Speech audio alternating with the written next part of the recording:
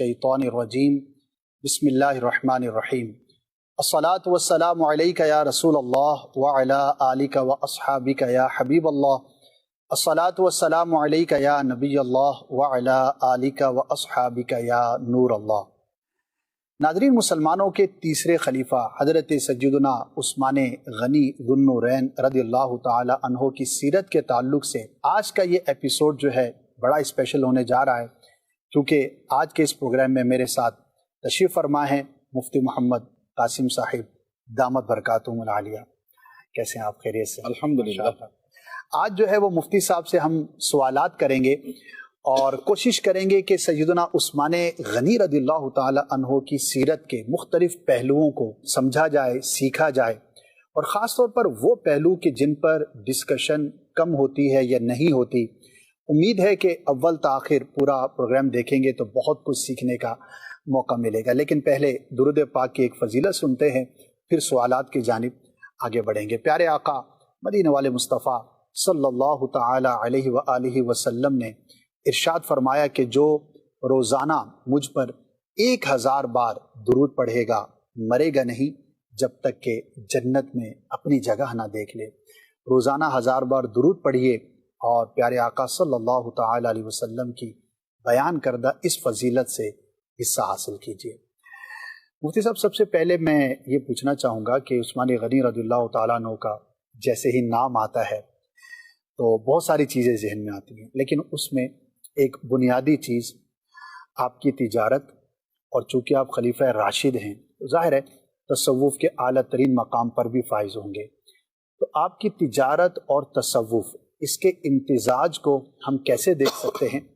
और जब ये दो चीज़ें हों किसी के पास तो ज़ाहिर है वो एक ही वक्त में ज़ाहिद भी हैं, ज़ुहद है आपके अंदर, और आप सरमायादार भी हैं, तिजारत भी आप करते हैं।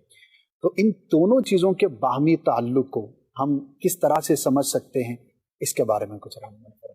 अल्हम्दुलिल्लाहि रब्बिल आलमीन वस्सलातु वस्सलामु अला सय्यिदिल मुरसलीन अम्मा बाद फ़अऊज़ु बिल्लाहि मिनश शैतानिर रजीम बिस्मिल्लाहिर रहमानिर रहीम। सवाल बड़ा खूबसूरत है कि एक तरफ आप बहुत बड़े ताजिर हैं और दूसरी तरफ आप बहुत बड़े जाहिद और सूफ़ी भी हैं।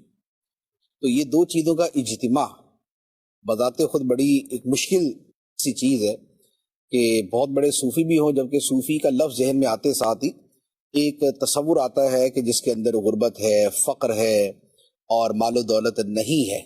आम तौर पे सूफ़ियत के लफ्ज़ के साथ यही चीज़ें वाबस्ता हैं। और दूसरी तरफ जो है वो तिजारत आपकी इतनी मारूफ़ है कि सहाबाए किराम में जो अमीर तरीन सहाबाए किराम हैं उनमें आपका शुमार होता है। तो बात यह है कि जो तसव्वुफ़ है, अगर कुरान मजीद की जो है वो रोशनी में देखें तो कुरान पाक में बड़ा वाज़ेह लफ्ज़ है, अल्लज़ीना आमनू व कानू यत्तक़ून। जो वली की तारीफ़ अल्लाह ताला ने बयान फरमाई है या उसकी सिफ़ात बयान फरमाई है वो ये है कि वो ईमान वाले हैं और वो तक़वे वाले हैं। सही एक बात। दूसरी बात, जैसे आपने कहा कि आप खलीफा सिवम हैं, तीसरे आप खलीफा हैं जी, और हमारा अहले सुन्नत का अकीदा ये है कि जो तरतीब खिलाफत की है वही तरतीब इन सहाबाए किराम की अफजलियत की है। सिद्दीक़ अकबर रज़ी अल्लाह ताला अन्हु पहले खलीफा और वो सबसे अफजल, उमर फारूक रज़ी अल्लाह ताला अन्हु दूसरे खलीफा और वो दूसरे नंबर पर उम्मत में सबसे अफजल है। उस्मान गनी रज़ी अल्लाह ताला अन्हु तीसरे खलीफा और वो उम्मत में तीसरे नंबर पे सबसे अफजल है। जब वो सबसे अफजल हैं तो अफजलियत का मयार खुद कुरान पाक में क्या बयान किया गया है, इन्ना अकरमकुम इंदल्लाहि अतकाकुम। बेशक तुम में सबसे ज्यादा इज्जत वाला अल्लाह के नज़दीक वो है जो तुम में सबसे ज्यादा तकवे वाला है। इसका मतलब ये हुआ कि सिद्दीक़ अकबर रज़ी अल्लाह ताला अन्हु सबसे ज्यादा तकवे वाले, क्योंकि तकवा है मदारे अफजलियत, तकवा है मेयारे अफजलियत, तकवा है मेयारे कुर्ब इंदल्लाह। और इसी तकवे को कुरान ने विलायत फरमाया है कि यही तकवा जो है इसी का हुसूल बंदे को वली बनाता है। तो अब इसका मतलब ये हुआ कि सैयदना उस्मान गनी रज़ी अल्लाह ताला अन्हु तीसरे नंबर पर उम्मत में सबसे बड़े मुत्तकी, सुभान अल्लाह, तभी अब तीसरे नंबर पे उम्मत में सबसे अफजल भी है। جب اب سب سے بڑے متقی ہیں تیسرے نمبر پہ، اور تقوی والا ہی ولی ہوتا ہے، اور اسی ولی کو ہم صوفی کے لفظ سے تعبیر کرتے ہیں، جی تو یہ تو خود قرآن مجید اور ہمارے اس عقیدے کے اجتماع سے یہ ثابت ہو گیا کہ آپ تیسرے نمبر کے امت کے سب سے بڑے ولی ہیں، سب سے بڑے صوفی ہیں۔ سبحان اللہ سبحان اللہ۔ تو لہذا یہ تو ہو گئی کہ جو ہم عقل و نقل کی روشنی میں دلیل کو ترتیب دیتے ہیں۔ صحیح۔ اچھا، تاجر ہونا تو چونکہ آپ کا واضح ہی ہے، لہذا اس پہ تو کوئی جدا گانا دلائل کی ضرورت نہیں ہے۔ اب سوال یہ ہے کہ تاجر ہونا اور صوفی ہونا، ان دونوں کا اجتماع کیسے؟ صحیح۔ جبکہ تصوف کے اندر جو مفہوم ایک ذہن میں آتا ہے وہ عدم مال کا ہے، وہ مال نہ ہونے کا ہے، اور جیسے اولیاء کرام کے احوال میں ہم اس طرح کی چیزیں بھی پڑھتے ہیں۔ تو بات یہ ہے کہ پہلی بات تو وہی جو میں نے ابھی عرض کی ہے کہ تصوف اور ولایت، اس کا مدار جو ہے وہ ترک مال پر نہیں ہے، صحیح، اس کا دار و مدار حصول تقوی پر ہے۔ وہ تقوی مال کے ساتھ بھی ہو سکتا ہے، وہ مال کے بغیر بھی ہو سکتا ہے۔ بہت لہٰذا بہت سے اولیاء اور صوفیاء وہ ہیں جو بغیر مال کے اولیاء اور بغیر مال کے صوفیاء تھے، صحیح، اور بہت سے اولیاء اور صوفیاء وہ ہیں کہ جو مال کے ساتھ اولیاء تھے اور اسی کے ساتھ صوفیاء تھے۔ سبحان اللہ۔ اس کی اگر ہم ان مثالوں کو لیں کہ جن کی صوفیت کو اور جن کی ولایت کو ہم ایک جدا گانا غیر صحابہ کے اندر مسلم مانتے ہیں، صحابہ کرام کا تو ایک معاملہ جدا ہے نا، اور اس وقت چونکہ ہمارا کلام ہی اس کے اوپر ہے تو لہذا ہم اس کو دلیل نہیں بناتے، ہم اس پر کسی اور شے کو دلیل بنا لیتے ہیں۔ صحیح۔ اولیاء کرام میں اور صوفیاء کرام میں امام اعظم ابو حنیفہ رحمت اللہ علیہ کا جو مقام ہے وہ یہ ہے کہ صوفی بھی انہیں کہتے ہیں کہ وہ ہمارے امام ہیں، واہ، سبحان اللہ، جیسے علماء کہتے ہیں کہ ہمارے امام ہیں، کیا بات۔ جیسے مجتہدین کہتے ہیں کہ ابو حنیفہ علیہ رحمہ ہمارے امام ہیں۔ تو داتا صاحب جیسے صوفی اور داتا صاحب جیسے بزرگ فرماتے ہیں کہ امام اعظم جو ہیں وہ ہمارے پیشوا ہیں، واہ، اور حضرت فضیل بن عیاض، حضرت داؤد طائی، حضرت بشر حافی اور اس طرح کے کتنے اولیاء کرام ہیں جو امام اعظم کی صحبت میں بیٹھتے تھے، کیا بات۔ اور وہ اسی ولایت و تقوی و تصوف میں امام اعظم کو اپنا پیشوا مانتے تھے۔ اور امام اعظم کتنے بڑے تاجر تھے یہ بھی ہمیں جدا گانا پتا کہ وہ عظیم تاجر بھی تھے، کپڑے کے تاجر تھے، دوسری طرف اتنے بڑے مجتہد تھے، تیسری طرف اتنے بڑے ولی اور صوفی تھے۔ کیا بات۔ اچھا، اس سے علاوہ آپ مثال لے لیں تو سرکار غوث پاک رضی اللہ تعالیٰ کی مثال، آپ بہت بڑے تاجر بھی تھے، اور ولیوں کے اندر تو پھر آپ یعنی یوں کہہ لیں کہ اگر امت کا اجماع ہے ولایت کے اوپر تو ان میں شاید پہلی ہستی یہ والی ہوں گے، اتنے بڑے ولی، سلطان الاولیاء، فرد الافراد، قطب الاقطاب، غوث الاغواس، قندیل نورانی، شہباد لامکانی، تو یہ آپ کے القاب ہیں یہ۔ اچھا، اب تیسری طرف ایک اور بڑی مثال جو ہم اس پاکستان کے خطے کے اعتبار سے کہیں تو وہ ہے حضرت بہاؤالدین زکریا ملتانی رحمت اللہ علیہ۔ سبحان اللہ۔ بہاؤالدین زکریا ملتانی رحمت اللہ علیہ سلسلہ سہروردیہ کے عظیم مشائخ میں سے ہیں، عظیم مشائخ میں سے، یعنی کہ خواجہ بہاؤالدین نقشبند رحمت اللہ علیہ سے آپ نے ڈائریکٹ فیض لیا، اور وہ اگرچہ تھا 15-20 دن کا، لیکن دینے والا لینے والا دونوں اتنے کامل تھے کہ ان 15 دنوں کے اندر ہی آپ نے وہ روحانیت اور وہ قرب الہی اور وہ باطنی اسرار و رموز اور معرفت الہی حاصل کی کہ اتنے عرصے کے اندر ہی آپ بھی ولیوں کے سردار کیا بات۔ اور حضرت بہاؤالدین زکریا ملتانی رحمت اللہ علیہ کی ولایت جو ہے وہ ہمارے خطے کے اعتبار سے تو یوں ہے کہ ہمارے پاکستان کے چند بڑے مزاروں میں سے ایک مزار جو ہے وہ آپ کا ہے۔ اچھا، اور آپ کتنے مالدار تھے؟ اتنے مالدار تھے کہ اتنا مال و دولت جو عام دنیا میں مالدار سے مالدار ترین آدمی ہوتا ہے اس کے پاس بھی عام طور پہ سننے میں نہیں آتا کہ اس کے پاس اتنا مال ہے۔ واہ، یعنی بادشاہ آپ سے قرض لیتا تھا، بادشاہ وقت آپ سے قرض لیتا تھا، اور اہل ملتان کو یہ جو تاتاریوں کے حملے سے بچانے کے لیے آپ نے 20 لاکھ سونے کے سکے دیے تھے، سبحان اللہ، اپنی طرف سے 20 لاکھ سونے کے سکے دیے تھے، یہ آپ کا مال و دولت ہے۔ کیا بات۔ اور اپنے زمانے میں یہاں کا کپڑا یعنی کہ جیسے اس بر صغیر کا کپڑا، مسالے، اناج، اس کو ایکسپورٹ کرنے والے شاید سب سے بڑے انسان تھے ماشاءاللہ، اور اس زمانے میں اس زمانے. تو اب ایک طرف اتنے بڑے اور دوسرے اتنے بڑے صوفی. تو یہ جو ساری مثالیں ہیں یہ بتاتی ہیں کہ ولایت و تجارت اور تصوف و تجارت، ان دونوں کا جمع ہونا یہ کوئی بعید نہیں ہے. صحیح. یہ ہماری یوں کہہ لے کہ حضرت عثمان غنی رضی اللہ تعالیٰ نے اس کا نقش اول ہیں. کیا بات. اور بعد والے جتنے یہ اولیاء جو مالدار گزرے ہیں یہ سارے عثمان غنی رضی اللہ تعالیٰ عنہ کے نقش قدم پر ہی چلنے والے ہیں. سبحان اللہ. اب سوال یہ پیدا ہوتا ہے کہ پھر بھی وہ جو کانسیپٹ ہے جی کہ بھائی صوفی جو ہے وہ تو زاہد فی دنیا ہوتا ہے، یعنی دنیا میں بے رغبتی رکھنے والا، دنیا سے بے رغبت ہوتا ہے، تو اس والی چیز کا ملاپ کیسے ہوگا؟ جی. ٹھیک ہے.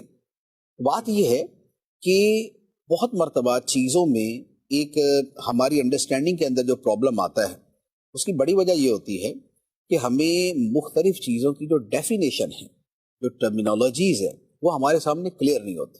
صحیح. ڈیفینیشن اگر پوری کلیئر ہو تو اس کے بعد ہمیں ان کو کسی دوسری شے کے ساتھ مرج کرنا یا ملانا یہ مشکل نہیں ہوتا. جیسے ابھی ولایت کے لفظ کے اوپر ہی آپ لے لیں تو ولایت کا لفظ اگر جیسے اس قرآنی جو ہے وہ آیت کی روشنی میں دیکھیں تو ایمان کامل اور تقوی کامل. صحیح.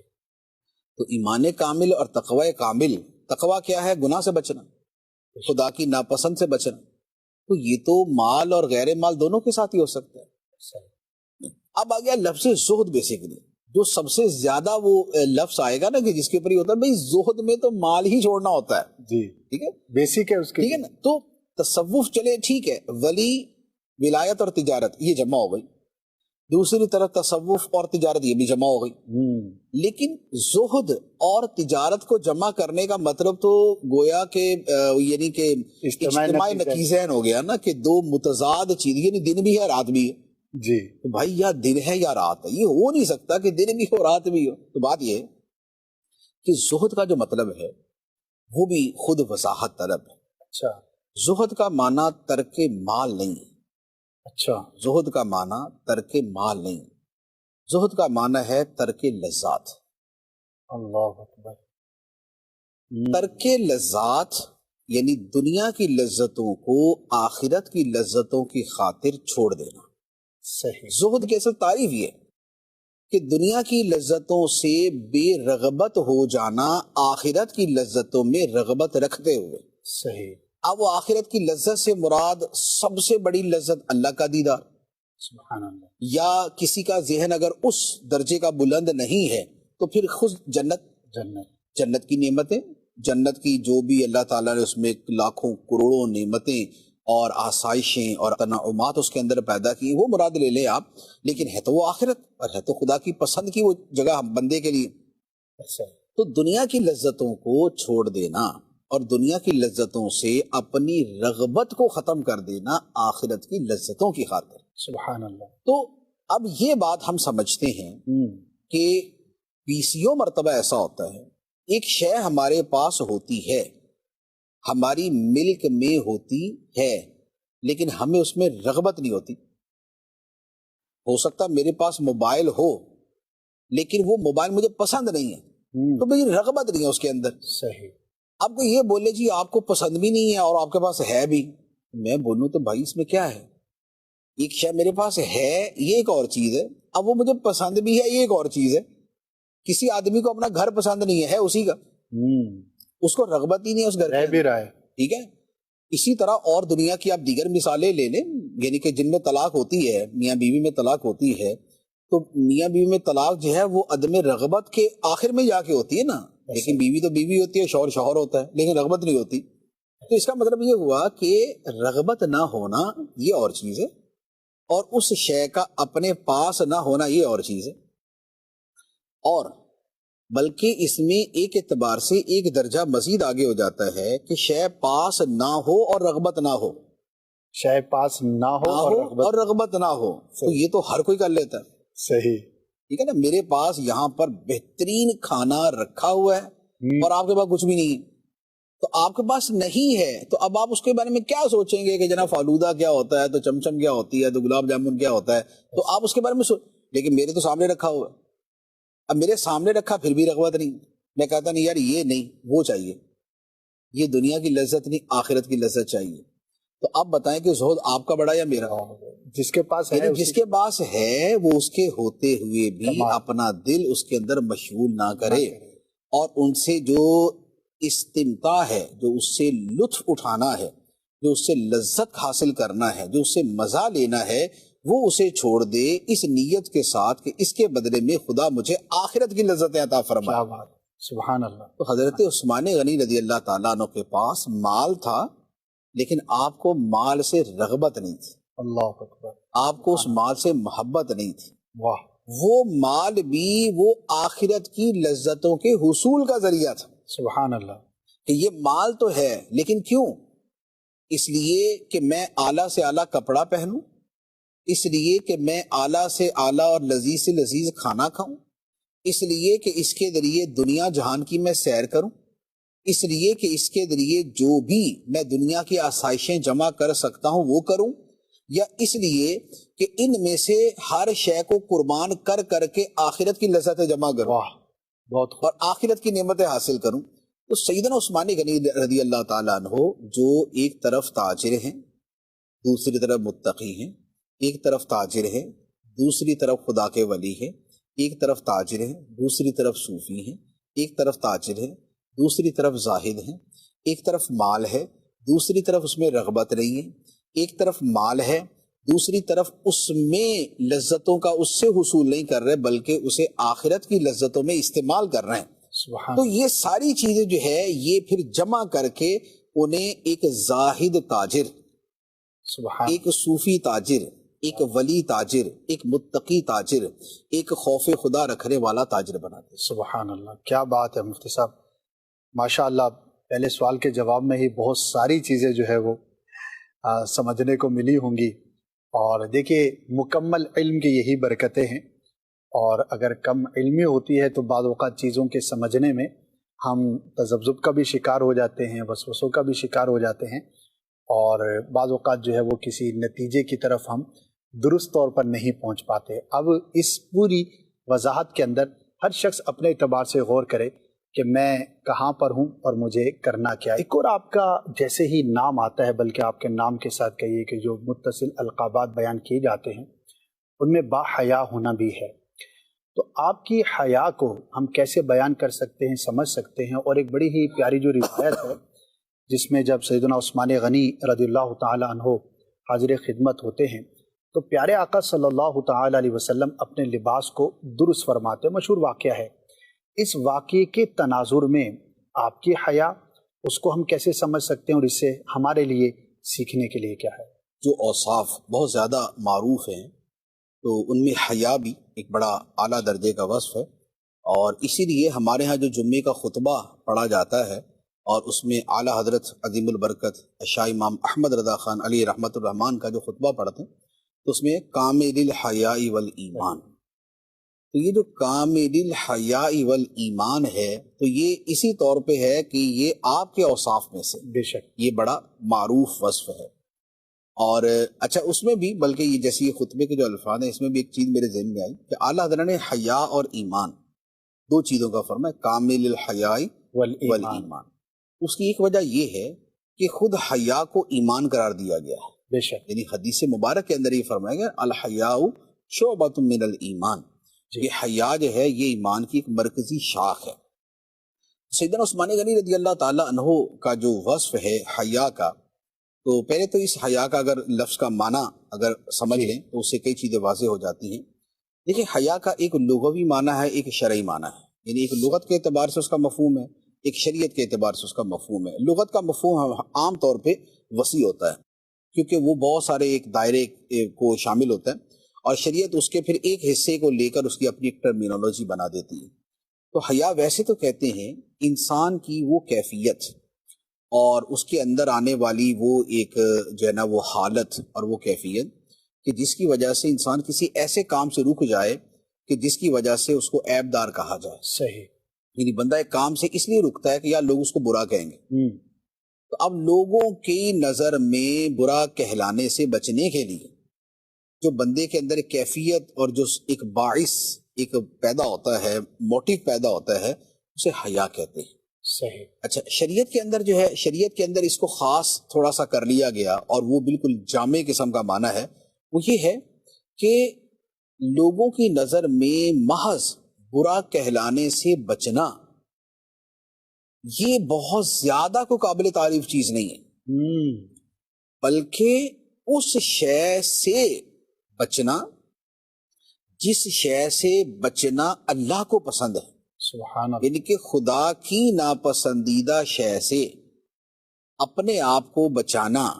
اب اس بچانے کے لیے جو ہمارے اندر ایک جذبہ پیدا ہوتا ہے، ایک کیفیت پیدا ہوتی ہے، حیا اس کا نام، سبحان ٹھیک ہے اللہ۔ نا؟ وجہ یہ ہے کہ یہ جو ہے نا کہ لوگوں کی نظر میں برا کہلانے سے بچنا، اس کا دائرہ تو آپ سمجھتے ہیں نا کہ لوگ ہزاروں اچھائیاں اس لیے چھوڑ دیتے ہیں۔ ایسا ہی۔ یعنی ایک شخص اگر وہ داڑھی منڈوں کے ماحول میں رہتا ہے تو وہ داڑھی اس لیے نہیں رکھتا کہ لوگ کیا کہیں گے، لوگ کیا کہیں؟ لوگوں کی نظر میں وہ معیوب ہو جائے گا۔ اور اس طرح کے نہ جانے کتنے کام ہیں، یعنی ہم اگر اب دیکھیں تو ہمارے معاشرے کے تو یوں کہہ لیں کہ برائیوں میں سے برائی بنی ہوئی ہے، کلچر کے اندر بہت ساری کلچر کے اندر یہ چیز ہے کہ لوگ اس لیے بہت ساری چیزیں نہیں کرتے ہیں کہ یار لوگ کیا کہیں گے، لوگ کیا کہیں گے۔ تو یہ جو لوگ کیا کہیں گے، یہ ان کی نظر میں معیوب ہونے سے بچنے کے لیے، اگرچہ اس کے پیچھے وجہ وہ حیا ہے، لیکن وہ حیا مذموم ہے، وہ ناپسندیدہ ہے، یا وہ یوں کہہ لیں کہ وہ ایک حمیت جاہلیت ہے، کہ وہ ایک جاہلانہ جو ہے نا وہ غیرت اور حمیت ٹائپ کی چیز ہے جس کی وجہ سے وہ کیا جا رہا ہے۔ اصل جو حیا ہے، جو ایمان کی شاخ ہے اور جو تمام کی تمام خیر ہے، وہ ہے جو بندے کو خدا کی ناپسندیدہ شے سے بچانے کے لیے ابھارے، سبحان ٹھیک ہے؟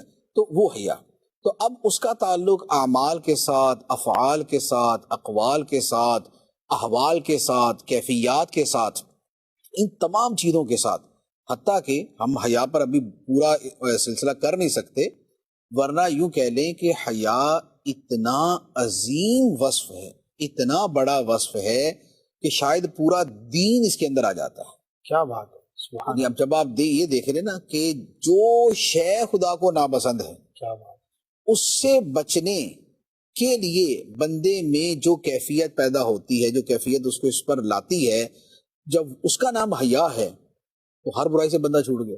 تو اس لیے اس اعتبار سے یہ بہت زیادہ وسیع ہے۔ تو اب سیدنا عثمان غنی رضی اللہ تعالیٰ عنہ کی جو ذات مبارکہ ہے، آپ کی ذات کا وصف حیا یہ اتنا معروف تھا کہ شاید تاریخ کے اندر پچھلی امتوں میں یا اس امت میں حیا کے اعتبار سے کسی کی ذات اس طرح معروف ہوئی ہو۔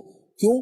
اس لیے کہ آپ کی حیا کے بارے میں نبی پاک علیہ الصلوۃ والسلام نے فرمایا کہ میں اس شخص سے حیا کیوں نہ کروں جس سے اللہ کے فرشتے حیا کرتے ہیں۔ واہ، کیا بات ہے، اب آپ دیکھیں کہ حیا کا یہ درجہ کمال ہے۔ کہ فرشتے اس سے حیا کریں، اس سے بڑھ کر اور درجہ کیا ہو سکتا ہے؟ تو ایسی حیا جو ہے وہ کسی بھی شخص کے بارے میں آپ کو نہیں ملے گی۔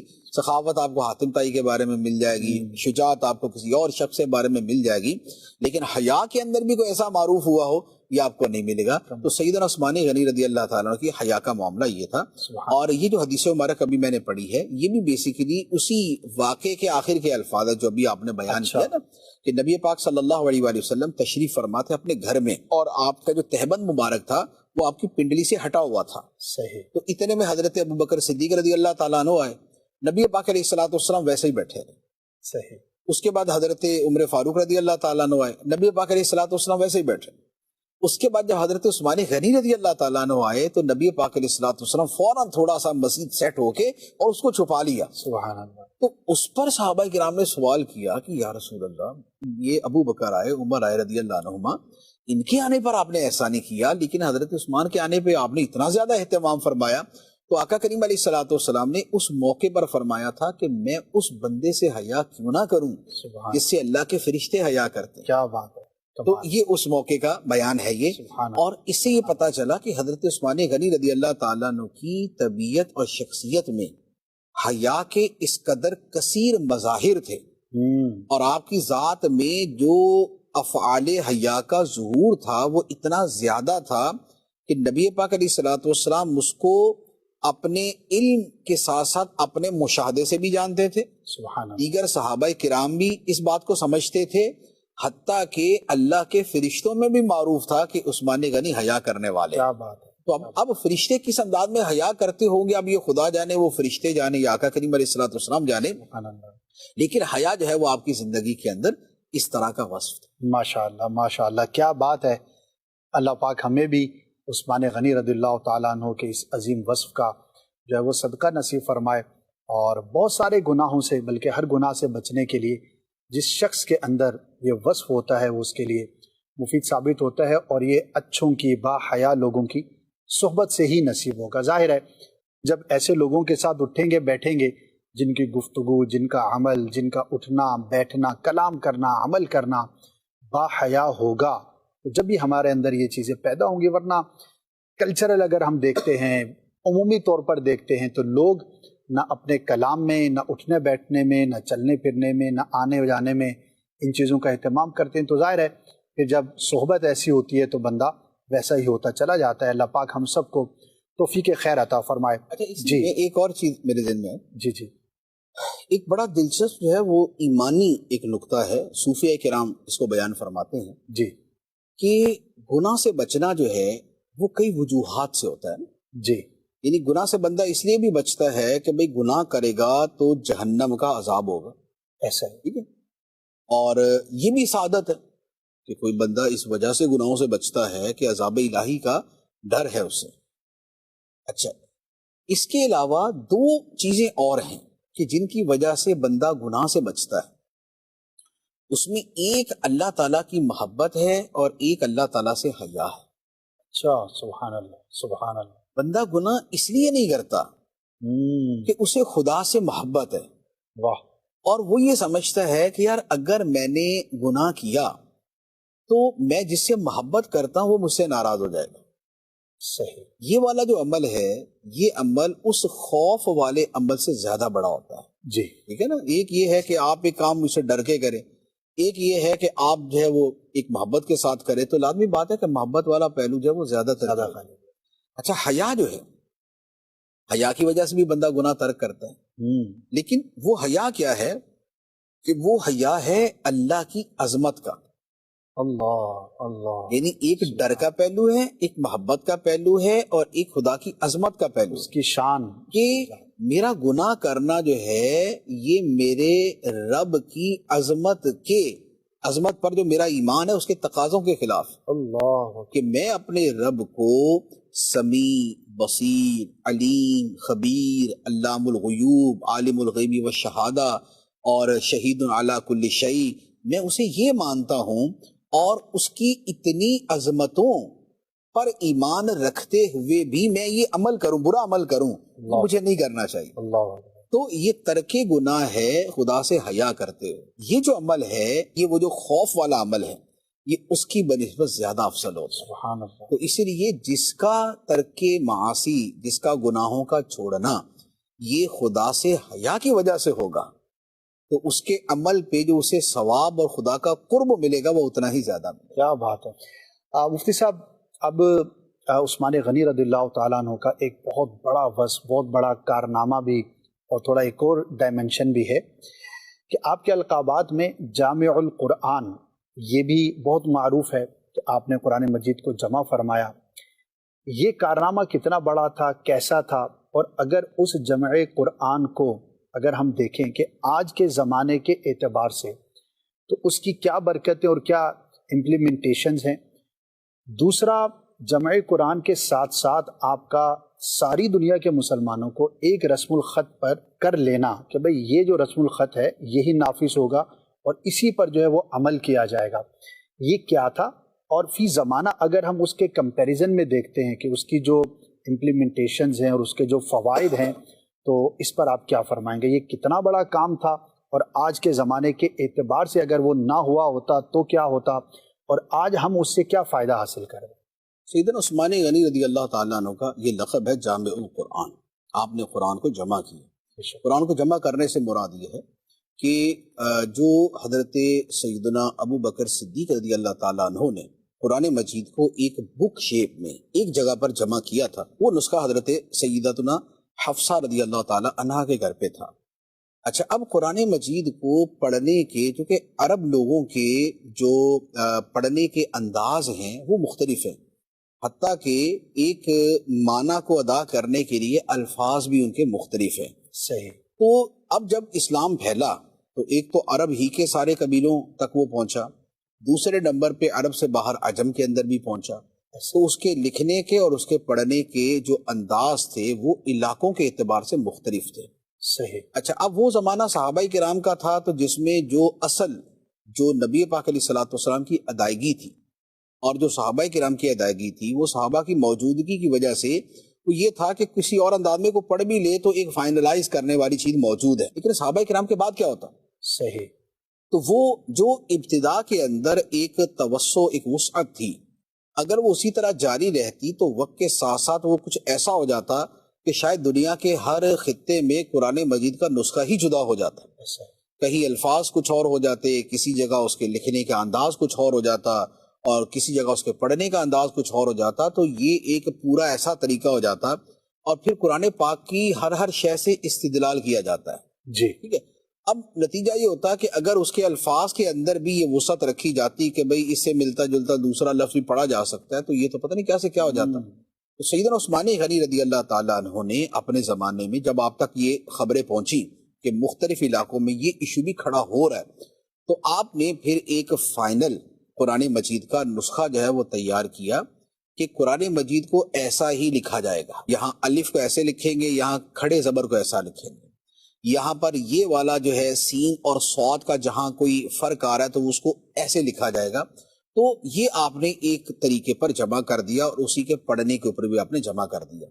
نتیجہ یہ ہوا کہ پچھلی امتوں میں جو اپنی کتابوں کے حوالے سے بہت بڑے بڑے تغیرات برپا ہو گئے اور جس سے تحریف تک نوبت پہنچی اور پھر ان کی کتابیں ہی بدل گئیں، وہ اتنا بڑا باب جو اللہ کی کتاب کے حوالے سے تھا وہ حضرت سیدنا عثمان غنی رضی اللہ تعالیٰ عنہ کی اس فراست، اس بصارت اور اس حکمت کی وجہ سے وہ فساد ہمیشہ کے لیے بند ہو گیا۔ کیا بات ہے۔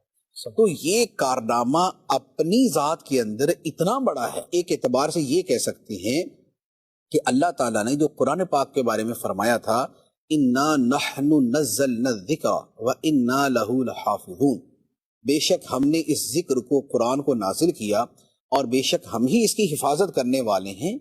تو خدا نے جو حفاظت کی ذمہ داری اپنے ذمہ کرم پر لی، اس کی جو تکمیل ہے، اس تکمیل میں ایک بہت بڑی ہستی سیدنا عثمان غنی رضی اللہ تعالیٰ، سبحان اللہ، یعنی پہلے حضرت سیدنا صدیق اکبر رضی اللہ تعالیٰ نے کی اور اس کے ساتھ انہیں مشورہ دینے والے حضرت عمر فاروق رضی اللہ تعالیٰ عنہ اور اس کے بعد پھر آگے سیدنا عثمان غنی رضی اللہ تعالیٰ۔ تو یہ آپ کا اللہ کی کتاب کے حوالے سے اتنا بڑا کارنامہ ہے کہ جس نے پچھلی تمام کتب الہیہ اور کتب سماویہ کے ساتھ ہونے والے جو تحریفات اور تبدیلی اور تغیرات کے معاملات تھے ان سب کے مقابلے میں قرآن مجید کو محفوظ کیا۔ کیا بات۔ تو اب آپ دیکھیں کہ اس کا تعلق جو خدا کی اسکیم کے ساتھ اور خدا کے جو اس کا تکوینی نظام تھا اس کے ساتھ یہ کیسا جڑا ہوا ہے، ایک بات یہ۔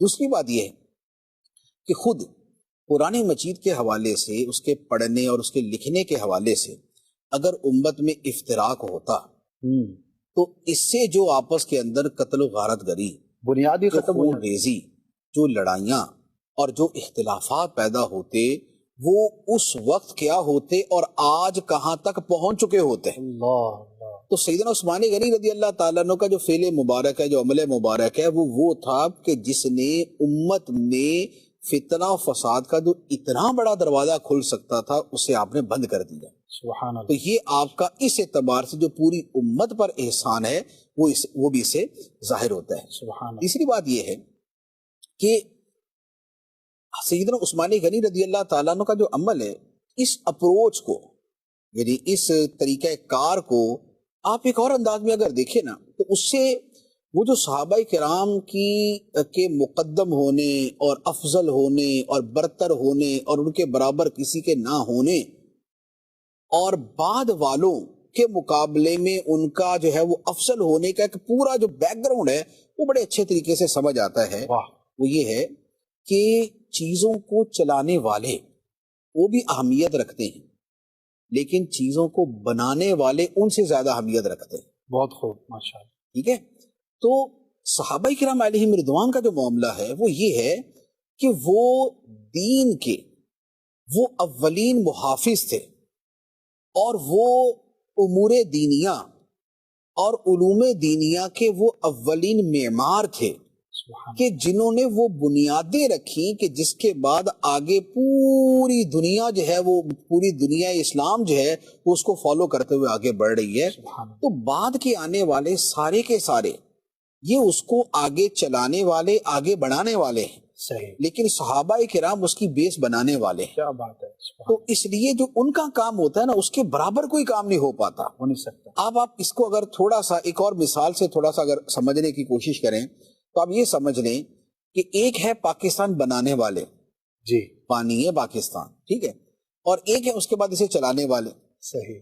اب اگر کوئی یہ بولے کہ جناب میں چونکہ اس ملک کے اقتدار پر آنے کے بعد بہت اچھے طریقے سے اس ملک کو چلا رہا ہوں تو لہذا میرا اور بانی پاکستان کا اتنا 19-20 کا ہی فرق ہے یا وہ بھی نہیں ہے. صحیح. تو آپ خود اس کے بارے میں کیا بولیں گے کہ بھائی صاحب آپ اگر ایسا نہ ہی فرمائے تو بہتر نہیں ہے. تو بات یہ ہے کہ جو بنانے والا ہے جو اس وطن کو وجود میں لانے والا ہے اپنی کاوشوں سے وہ اس کا جو کارنامے کا لیول ہے وہ کچھ اور ہے. اس کے بعد اس کو صحیح طریقے سے چلا لینے والا یہ اور ہے. تو صحابہ کرام علیہم رضوان جو ہیں ان کے کارنامے وہ تھے جنہوں نے اسلام کی بنیادیں مضبوط کی گہرائی تک اتاری اور انہیں ایسا مضبوط کر دیا کہ اب وہ بنیادیں قیامت تک ختم نہیں ہوں گی انشاءاللہ.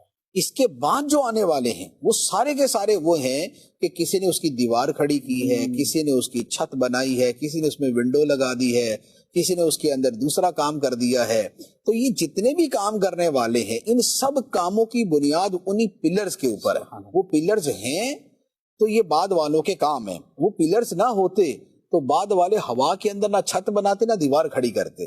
تو یہ صحابہ کرام کے جو کمالات اور جو ان کے بڑے بڑے کارنامے ہیں ان کے پیچھے ایک بڑی بنیاد یہ بھی ہوتی ہے ماشاءاللہ. اچھا پھر عثمان غنی رضی اللہ تعالیٰ عنہ کا جو یہ عمل ہے اس کے اوپر ایک فقہی اصول ہے جی. تو وہ بڑا عظیم اصول سامنے آتا ہے کہ حضرت عثمان غنی رضی اللہ تعالیٰ نے جیسے ایک اس پہ جمع کیا نا, ایک نسخے کے اوپر جمع کیا اور اس کے علاوہ جتنے نسخے اور پائے جاتے تھے وہ سارے ختم کر دیا آپ. اچھا وہ سارے ختم کروا دیے. اچھا اب اس کے اوپر بعض لوگوں نے یہ کہا کہ بھئی جو بقیہ نے نسخے لکھے, اچھا بقیہ نسخوں میں یعنی کہ ایشو کیا تھا کہ جس کی وجہ سے اسی ایک نسخے پہ لے کے آئے. بات یہ تھی کہ صحابہ کرام ایسے تھے جنہوں نے قرآن مجید لکھا اور آیت کے اندر کسی لفظ کا جو معنی نبی پاک علیہ السلام نے بیان کیا یا جو ان کو اپنا سمجھ آیا تھا تو انہوں نے وہ بھی تشریحی طور پہ ساتھ لکھ دیا. اچھا صحیح. تو اب اگر یہ نسخہ لوگوں کے پاس جائے تو لوگوں کو یہ کیسے پتا چلے کہ قرآن یہ ہے اور یہ جو ہے یا تو حدیث کا ٹکڑا ہے یا ان بزرگوں کا تشریحی نوٹ. صحیح. تو اگر وہ والے سارے نسخے باقی رہتے تو ایک وقت تک تو جو ہے وہ قرآن مجید ہوتا اور اس کے علاوہ بقیہ کو بھی کہا جاتا ہاں بھی یہ بھی قرآن پاک میں. اسی لیے آج کوئی بندہ یہ بولے کہ بھائی میں فلاں لفظ سے استدلال کرتا ہوں جو قرآن پاک میں ہے اور وہ نہیں ہے جی تو پوری دنیا کھڑی ہو جائے گی بھائی یہ تو لفظ ہی قرآن پاک میں نہیں, آپ نے کہاں سے استدلال کر لیا. ایسا ہی. لیکن اگر اس طرح کے 500 نسخے اور ہوتے تو پھر کیا ہوتا, کدھر سے استدلال کرتے اور کسی کے استدلال کا رد کیسے کرتے. تو سیدنا عثمان رضی اللہ تعالیٰ نے بقیہ سارے نسخے جو تھے وہ تلف کروا دیے بالکل کہ جن کو دوبارہ استعمال کسی صورت کیا ہی نہ جا سکے.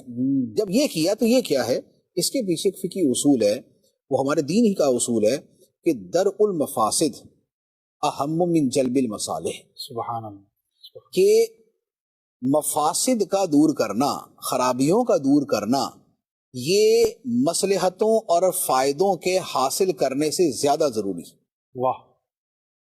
وہ سارے نسخے باقی ہوتے جو دیگر تھے وہ باقی ہوتے تو الفاظ کے معنی سمجھنے میں ان سے مدد ملتی, مصلحت ہو جاتی ہے. اچھا کسی آیت کی تفسیر میں ان سے مدد مل جاتی, یہ مصلحت ہوتی, یہ فائدہ ہو جاتا.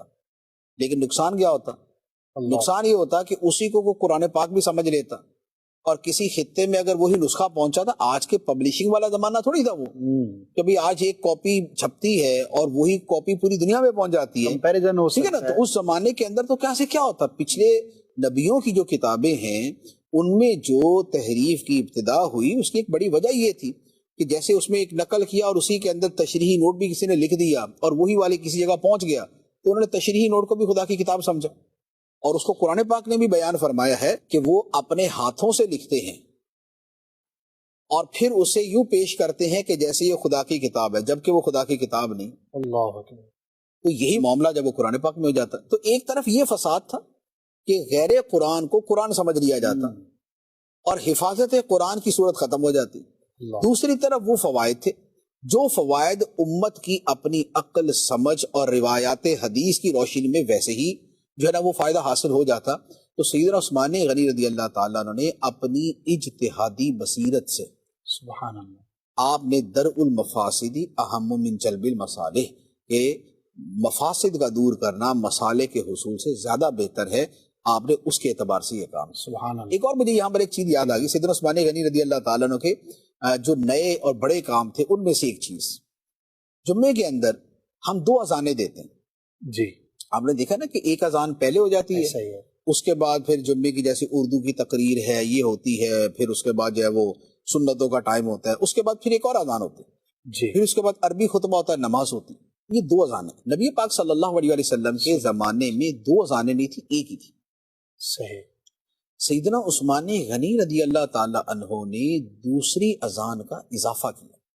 اچھا، وہ اس لیے آپ نے اضافہ کیا کہ نبی پاک علیہ الصلوۃ والسلام کے زمانے میں تو جمعہ پڑھنے کے لیے لوگوں کا حال یہ تھا کہ فجر میں نکلتے تھے، اللہ اکبر، سبحان، بلکہ یہ بھی روایتیں ہیں کہ وہ فجر کی نماز سے پہلے چراغ لے کے نکلتے تھے، یعنی راستے کی اندھیرے میں روشنی کے نکل، لیے اتنے اندھیرے میں نکلتے تھے، واہ، ٹھیک ہے؟ تو وہ یہ جمعہ اہتمام پڑھنے کے لیے ایسا اہتمام تھا۔ لیکن لازمی بات ہے کہ نبی پاک علیہ الصلوۃ والسلام کی صحبت مبارکہ میں رہنے والوں کا ذوق عبادت سبحان اللہ، اور جنہیں صحبت نہیں ملی ان کا ذوق عبادت، اس میں بہت بڑا فرق تھا۔ تو لہذا آپ نے پھر اس یاد دہانی کو جو ہے نا وہ مزید جو ہے وہ بڑھانے کے لیے آپ نے پھر دوسری اذان کا بھی اہتمام فرمایا۔ تو یوں جو ہے وہ 2 اذانیں شروع ہوئی، اور اب آپ غور کریں کہ پوری دنیا کے اندر، پوری دنیا کے مسلمان حضرت عثمان غنی رضی اللہ تعالیٰ عنہ کے اسی طریقے پر عمل کرتے ہیں۔ سبحان، یہ اس بات کی علامت ہے کہ سیدنا عثمان غنی رضی اللہ تعالیٰ عنہ کا جو عمل اپنے اجتہاد سے تھا وہ اس بلند مرتبے کا تھا کہ بعد کی ساری امت اس کو فالو کر رہی ہے۔ کیا بات ہے، ورنہ اجتہاد میں عام طور پہ کیا ہوتا ہے کہ ایک اجتہاد کے مقابلے میں دوسرا اجتہاد ہوتا ہے، اس پہ عمل ہو رہا ہوتا یہ ہے، کسی خاص ٹھیک علاقے ہے نا؟ میں، لیکن عثمان غنی رضی اللہ تعالیٰ عنہ کا یہ قرآن پاک کو ایک اس رسم عثمانی کے اوپر جمع کرنا، یہ آپ نے جو عمل کیا، اب دیکھ لیں پوری دنیا میں اس کے خلاف کوئی نہیں، کوئی نہیں، سارے اسی کے مطابق عمل کرتے بے ہیں۔ شک، آپ نے 2 اذانیں شروع کی ہیں، 2 اذانیں ہی ہوتی ہیں ساری، تو یہ آپ کا ایک اور کارنامہ ہے کیا کہ بات جس ہے، کو امت نے قبول کر کے یہ بتا دیا کہ حضرت عثمان غنی رضی اللہ تعالی عنہ کی جو فقہی بصیرت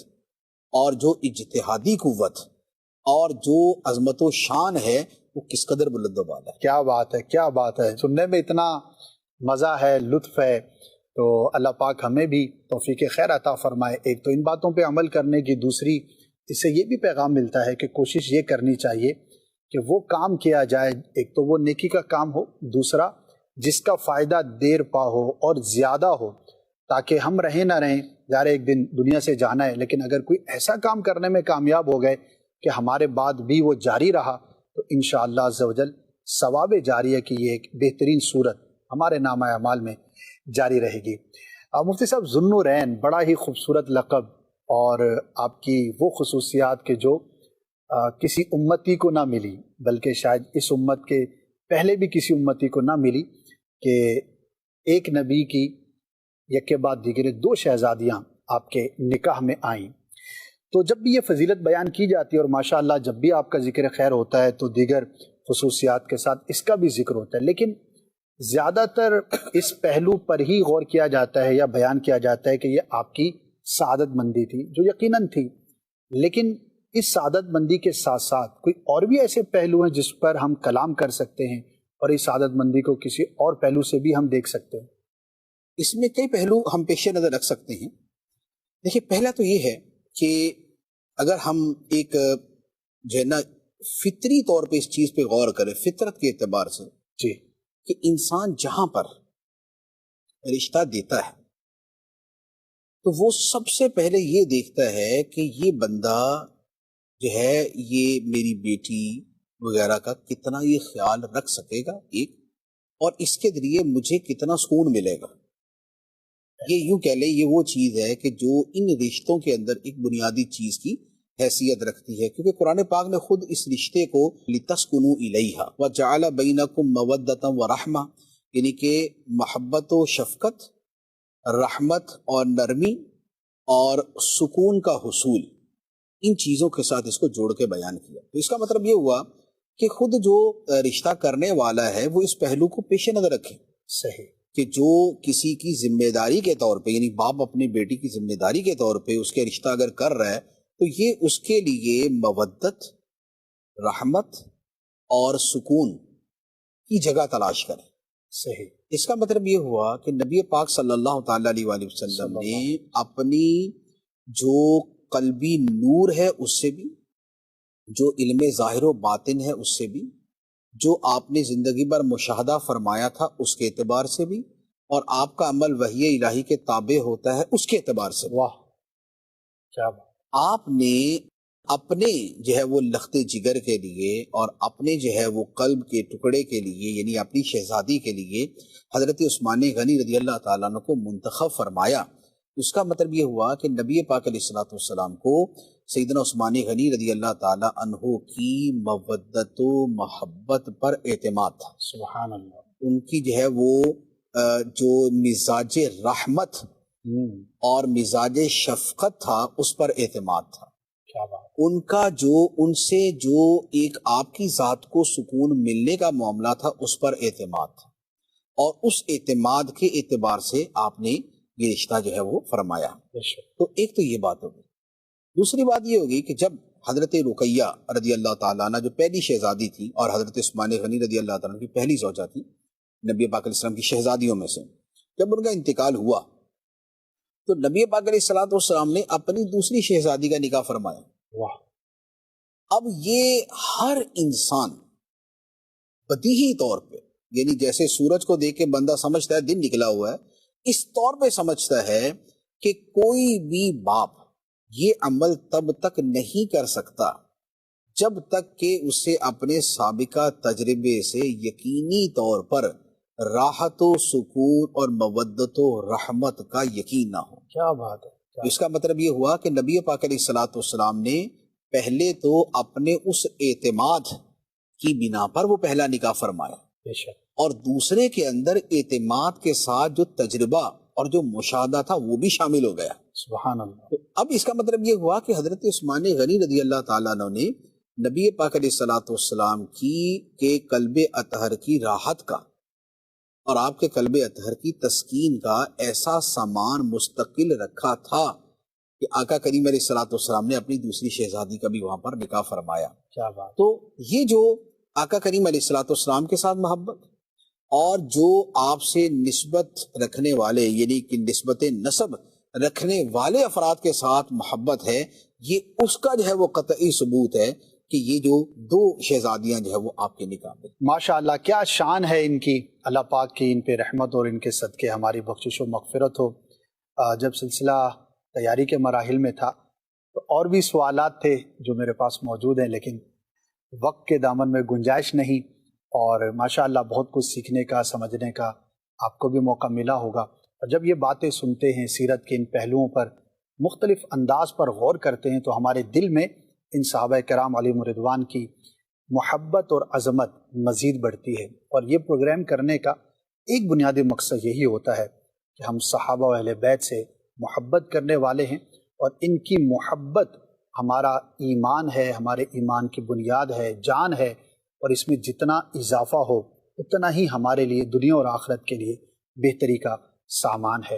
اللہ پاک عثمان غنی رضی اللہ تعالیٰ عنہ کے صدقے ہم سب کو ایسی ہی زندگی گزارنے کی توفیق عطا فرمائے جو اللہ پاک کی بارگاہ میں مقبول ہو، قبول ہو، اور ہر طرح کے گناہوں سے محفوظ رہنے کی توفیق عطا فرمائے۔ مدنی چینل دیکھتے رہیے، انشاءاللہ اس طرح کے اور بھی بہت پیارے پیارے سلسلے دیکھنے کا موقع ملے گا۔